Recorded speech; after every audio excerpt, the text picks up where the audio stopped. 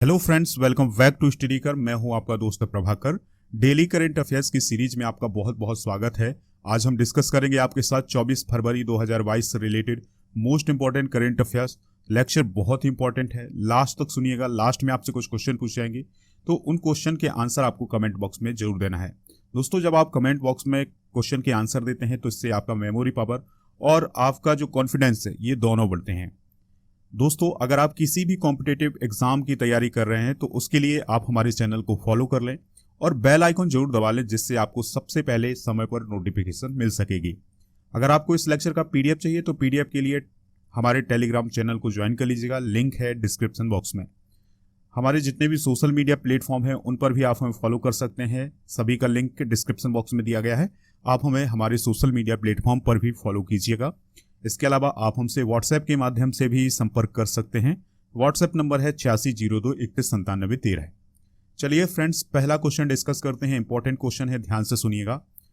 ताज महोत्सव 2022 का आयोजन किस शहर में किया जाएगा? आंसर होगा इसका आगरा में। दोस्तों, आगरा में ताज महोत्सव 2022 का आयोजन किया जाएगा 20 मार्च से 29 मार्च 2022 के बीच में। दोस्तों, यह जो महोत्सव है ये 10 दिनों तक चलता है और ये उत्तर प्रदेश के आगरा में आयोजित किया जाएगा 2022 में। यह सबसे प्रसिद्ध कला, शिल्प, भोजन और संस्कृति का महोत्सव होता है, जो कि सर्दियों और वसंत के बीच आयोजित किया जाता है। थीम क्या है इस महोत्सव की 2022 के? आंसर होगा इसका आज़ादी के अमृत महोत्सव के संग ताज के रंग। यानी 2022 की थीम है जो, वो है आज़ादी के अमृत महोत्सव के संग ताज के रंग। दोस्तों, जो ताज है वो उत्तर प्रदेश में है, तो हम उत्तर प्रदेश से रिलेटेड कुछ इंपॉर्टेंट पॉइंट डिस्कस करते हैं, तो बहुत ही ध्यान से सुनिएगा। दोस्तों, जब हम भारत के मैप में उत्तर प्रदेश को देखते हैं तो ये भारत के उत्तरी हिस्से में आपको दिखाई देता है। दोस्तों, उत्तर प्रदेश की जो कैपिटल है वो है लखनऊ। ठीक है, चलिए अब हम देखते हैं कि उत्तर प्रदेश की सीमा किन किन राज्यों और किन किन देशों से लगती है। तो दोस्तों, अगर हम उत्तर प्रदेश के पड़ोसी राज्यों की बात करें तो उनमें मध्य प्रदेश, राजस्थान, दिल्ली, और इसके अलावा दोस्तों उत्तर प्रदेश की सीमा हरियाणा, उत्तराखंड, बिहार, झारखंड, छत्तीसगढ़ से लगती है। और दोस्तों, इंपॉर्टेंट पॉइंट ये है कि उत्तर प्रदेश की सीमा नेपाल देश से भी लगती है। ठीक है, उत्तर प्रदेश के चीफ मिनिस्टर कौन है वर्तमान में? तो वो है योगी आदित्यनाथ।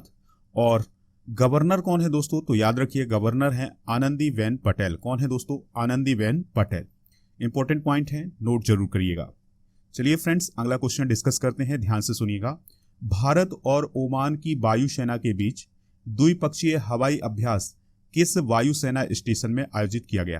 तो दोस्तों, हाल ही में भारत और ओमान की जो एयरफोर्स है उन दोनों के बीच किस वायुसेना स्टेशन पर एक हवाई अभ्यास आयोजित किया गया है? तो इसका आंसर है जोधपुर वायु सेना स्टेशन। यानी जोधपुर वायु सेना स्टेशन पर भारत और ओमान के बीच एक द्विपक्षीय हवाई अभ्यास हुआ है। ठीक है दोस्तों, और ये जो हवाई अभ्यास है ये 21 से 25 फरवरी 2022 के बीच में आयोजित किया गया है। अब दोस्तों, आपसे ये क्वेश्चन पूछा जाएगा कि भारत और ओमान के बीच जो द्विपक्षीय वायु अभ्यास हुआ है इसका नाम क्या है? तो इसका नाम है ईस्टर्न ब्रिज 6। क्या नाम है दोस्तों? Eastern bridge 6। और यह इस द्विपक्षीय हवाई अभ्यास का 6वां संस्करण है, याद रखिएगा। ठीक है दोस्तों, तो यह हवाई अभ्यास दोनों देशों के बीच जो संबंध है उनको मजबूत बनाने के लिए यह अभ्यास किया गया है।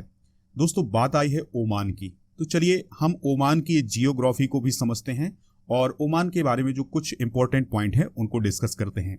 दोस्तों, अगर हम ओमान की जियोग्राफी में देखें तो ओमान जो खाड़ी के देश हैं उनमें स्थित है। ठीक है, एशिया महाद्वीप में जो खाड़ी के देश कहलाते हैं उनमें शामिल है ओमान।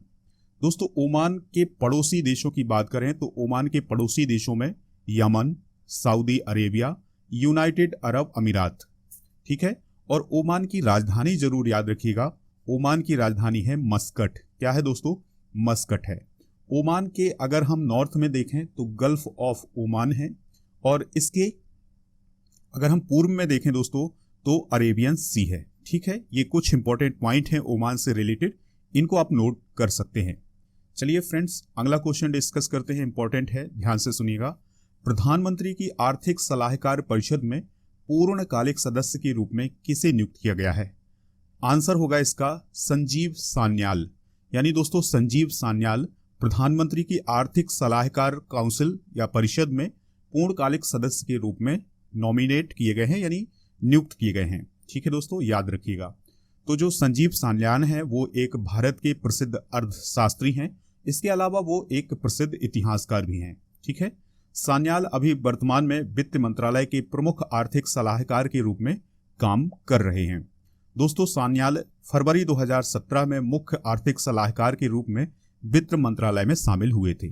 ठीक है, ये सभी पॉइंट आप नोट जरूर करिएगा।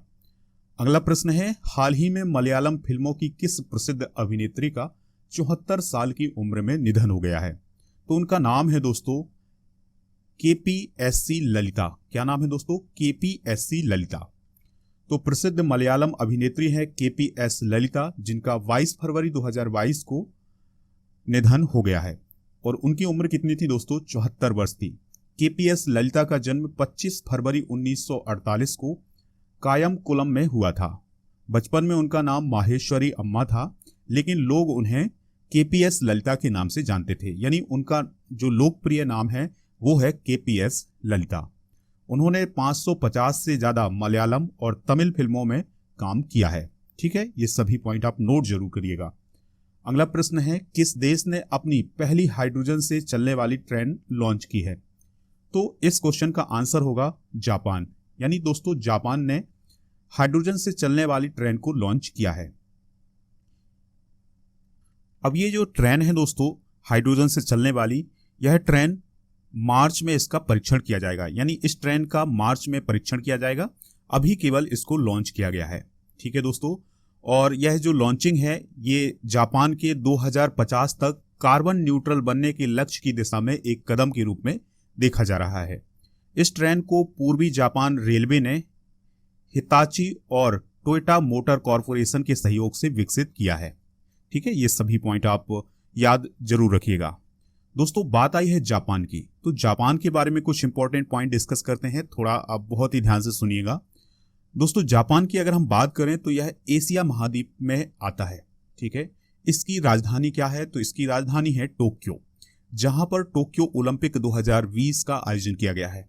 उसके बारे में अलग से लेक्चर बने हुए हैं दोस्तों, प्ले लिस्ट में जाइएगा, आपको लेक्चर मिल जाएंगे। उसके बारे में भी आप जो भी इंपॉर्टेंट पॉइंट होंगे उनको आप सुन सकते हैं। ठीक है, अगर हम जापान की बात करें दोस्तों तो इसके पूर्व में नॉर्थ पैसिफिक ओशियन है और इसके पश्चिम में है सी ऑफ जापान, जिसे ईस्ट सी के नाम से जाना जाता है। इसके कुछ प्रमुख शहर हैं, तो वो कौन कौन से शहर हैं दोस्तों? ध्यान से सुनिएगा। ओसाका, कोइंसू, ये सभी उसके शहर हैं। और दोस्तों जो जापान है यह द्वीपीय राष्ट्र है, यानी ये छोटे छोटे द्वीपों का एक समूह है। इसकी स्थलीय सीमा नहीं है, मतलब किसी भी देश के साथ इसकी स्थलीय सीमा नहीं लगती है। लेकिन दोस्तों इसके आसपास के जो देश हैं वो कौन कौन से हैं, थोड़ा सा आप ध्यान से सुनिएगा। इसके आसपास के देशों में रसिया है, नॉर्थ कोरिया है, साउथ कोरिया है और चाइना है। यानी ये इसके आसपास के देश हैं। ठीक है, चलिए फ्रेंड्स अगला क्वेश्चन डिस्कस करते हैं। इंपॉर्टेंट है, ध्यान से सुनिएगा। IPL की टीम दिल्ली कैपिटल ने किस पूर्व तेज गेंदबाज को अपना सहायक कोच नियुक्त किया है? आंसर होगा इसका अजीत अगरकर। यानी दोस्तों अजीत अगरकर दिल्ली कैपिटल के सहायक कोच नियुक्त किए गए हैं। ठीक है, भारतीय टीम के पूर्व गेंदबाज हैं कौन? अजीत अगरकर। तो वो जल्द ही दिल्ली कैपिटल्स से जुड़ने वाले हैं और वे इस टीम में सहायक कोच की भूमिका निभाएंगे। भारत श्रीलंका के बीच टेस्ट सीरीज खत्म होते ही अजीत अगरकर अपनी पुरानी IPL टीम में जुड़ जाएंगे। ठीक है दोस्तों, अजीत अगरकर ने संन्यास लेने से पहले वनडे में 288 और टेस्ट में 58 विकेट हासिल किए थे, जो कि एक बहुत ही अच्छा रिकॉर्ड माना जा सकता है। ठीक है दोस्तों, तो याद रखिएगा कि पूर्व तेज गेंदबाज हैं अजीत अगरकर। उन्होंने दिल्ली कैपिटल के सहायक कोच के रूप में वो नियुक्त किए गए हैं। ठीक है, अगला क्वेश्चन है, ध्यान से सुनिएगा। खजुराहो नृत्य समारोह किस राज्य में शुरू हुआ है? सबसे इंपॉर्टेंट क्वेश्चन होगा, कई बार आपके एग्जाम में पूछा गया क्वेश्चन है। खजुराहो नृत्य समारोह किस राज्य में होता है? तो इसका आंसर है मध्य प्रदेश में। किस राज्य में दोस्तों? मध्य प्रदेश में। ठीक है, और खजुराहो नृत्य समारोह शुरू हुआ था 20 फरवरी को और इसका समापन होगा 26 फरवरी को। दोस्तों कई बार आपके एग्जाम में यह भी क्वेश्चन पूछा गया है कि यह महोत्सव कब शुरू होता है और कब इसका समापन होता है। तो दोस्तों ये 20 फरवरी को शुरू हुआ है और 26 फरवरी को इसका समापन होगा। और इस बार जो खजुराहो नृत्य समारोह हो रहा है यह इसका 48वां संस्करण है। कौन सा संस्करण है दोस्तों? 48वां संस्करण है। इस समारोह का उद्घाटन किया था मध्य प्रदेश के राज्यपाल मंगू भाई छगन भाई पटेल ने। ठीक है, और इस समारोह का जो आयोजन है वो मध्य प्रदेश के खजुराहो में हो रहा है और खजुराहो आता है दोस्तों छतरपुर डिस्ट्रिक्ट के अंदर। इस वर्ष महिलाओं के लिए दिल खेल में घूमो मैराथन का आयोजन भी किया गया है, यानी महिलाओं के लिए एक मैराथन का आयोजन किया गया है जिसका नाम है दिल खोल के घूमो। ठीक है, खजुराहो नृत्य महोत्सव की शुरुआत 1975 से हुई थी, याद रखिएगा। इसका आयोजन संस्कृति विभाग, मध्य प्रदेश पर्यटन बोर्ड, भारतीय पुरातत्व सर्वेक्षण और मध्य प्रदेश संस्कृति परिषद के संयुक्त प्रयास से किया जाता है। दोस्तों यहां पर बात आई है मध्य प्रदेश की, तो मध्य प्रदेश की बात करें तो मध्य प्रदेश के चीफ मिनिस्टर जरूर याद रखिएगा कौन है, शिवराज सिंह चौहान हैं, और मध्य प्रदेश के जो गवर्नर हैं वो हैं मंगू भाई छगन भाई पटेल। ठीक है, खजुराहो की बात आई है तो खजुराहो में एक बहुत ही महत्वपूर्ण मंदिर है जो कि कई बार एग्जाम में पूछा जाता है, वो है कंदरिया महादेव का मंदिर। ठीक है दोस्तों, और चित्रगुप्त मंदिर, इस प्रकार के क्वेश्चन आपके एग्जाम में पूछे जाते हैं तो ये भी आप याद रखिएगा। चलिए फ्रेंड्स, अगला और लास्ट क्वेश्चन डिस्कस करते हैं, ध्यान से सुनिएगा। पश्चिम बंगाल किसके सम्मान में स्मारक बनाने वाली है? यानी पश्चिम बंगाल में किसके सम्मान में स्मारक बनाया जाएगा? पश्चिम बंगाल की जो सरकार है वो किसके सम्मान में स्मारक बनाएगी? तो इस क्वेश्चन का आंसर है अबुल बरकत। यानी दोस्तों जो पश्चिम बंगाल की सरकार है वो अबुल बरकत के सम्मान में स्मारक बनाने जा रही है। तो पश्चिम बंगाल की सरकार ने यह घोषणा की है कि वह अबुल बरकत का स्मारक बनाएगी और इसे बनाया जाएगा मुर्शिदाबाद के बबला गांव में। कहां बनाया जाएगा दोस्तों? मुर्शिदाबाद के बबला गांव में। 21 फरवरी 1952 को बंगाली भाषा आंदोलन के दौरान अबुल बरकत को पाकिस्तान पुलिस ने मार दिया था, तो उन्हीं की याद में क्या बनाया जाएगा दोस्तों? स्मारक बनाया जाएगा पश्चिम बंगाल में। अगर हम बात करें दोस्तों अबुल बरकत की, तो उन्हें बांग्लादेश में शहीद का दर्जा मिला हुआ है। बांग्ला भाषा आंदोलन की बात करें दोस्तों, तो बांग्ला को पाकिस्तान की आधिकारिक भाषा बनाने के लिए 1952 में बंगाली भाषा आंदोलन शुरू किया गया था। ये इंपॉर्टेंट पॉइंट है, नोट करिएगा। दोस्तों बात आई है यहाँ पर पश्चिम बंगाल की। चलिए फ्रेंड्स, अब हम पश्चिम बंगाल के बारे में कुछ इंपॉर्टेंट पॉइंट डिस्कस करते हैं, ध्यान से सुनते जाइएगा। दोस्तों पश्चिम बंगाल की जो राजधानी है वो है कोलकाता। पश्चिम बंगाल के पड़ोसी राज्यों की बात करें तो इसमें उड़ीसा, झारखंड, बिहार, इसके अलावा सिक्किम, असम, इन सभी राज्यों की सीमा जो है वो पश्चिम बंगाल से लगती है। इसके अलावा दोस्तों याद रखिएगा पश्चिम बंगाल की सीमा बांग्लादेश, भूटान और इसके अलावा इसकी सीमा नेपाल से भी लगती है। तो ये सभी पॉइंट आप नोट जरूर करिएगा, ठीक है, इंपॉर्टेंट पॉइंट हैं। और पश्चिम बंगाल के चीफ मिनिस्टर कौन है? तो ममता बनर्जी हैं, और यहाँ के जो गवर्नर हैं वो हैं जगदीप धनखड़। कौन है दोस्तों? जगदीप धनखड़। चलिए फ्रेंड्स, अब हम 23 फरवरी 2022 को पूछे गए क्वेश्चन थे उनके आंसर डिस्कस कर लेते हैं। तो दोस्तों आपसे पूछा गया था अरुणाचल प्रदेश की कैपिटल क्या है? आंसर होगा इसका ईटानगर। दूसरा क्वेश्चन था मिजोरम की राजधानी क्या है? तो मिजोरम की राजधानी है आइजोल। और तीसरा क्वेश्चन था माली किस महाद्वीप का देश है? यानी जो माली देश है वो किस महाद्वीप के अंतर्गत आता है? तो ये अफ्रीका महाद्वीप के अंतर्गत आता है। सभी पॉइंट आप नोट जरूर करिएगा। चलिए फ्रेंड्स, अब हम वो क्वेश्चन डिस्कस करते हैं जिनके आंसर आपको आज कमेंट बॉक्स में देना है। तो पहला क्वेश्चन है जापान की कैपिटल क्या है? दूसरा क्वेश्चन है ओमान की कैपिटल क्या है? तीसरा क्वेश्चन है पश्चिम बंगाल के राज्यपाल कौन है? तो इन सभी प्रश्नों के आंसर आप कमेंट बॉक्स में जरूर दीजिएगा। अगर आपने लेक्चर को बहुत ही ध्यान से सुना होगा तो आप आंसर जरूर देंगे, हमें इंतजार रहेगा आपके आंसर का। दोस्तों लेक्चर अगर आपको पसंद आया है तो लाइक कर दीजिएगा, दोस्तों को शेयर जरूर करिएगा जिससे इसका सभी को फायदा मिल सके। और हमारे जितने भी सोशल मीडिया प्लेटफॉर्म हैं उन पर आप हमें फॉलो कर सकते हैं। मिलते हैं नेक्स्ट लेक्चर में। जय हिंद।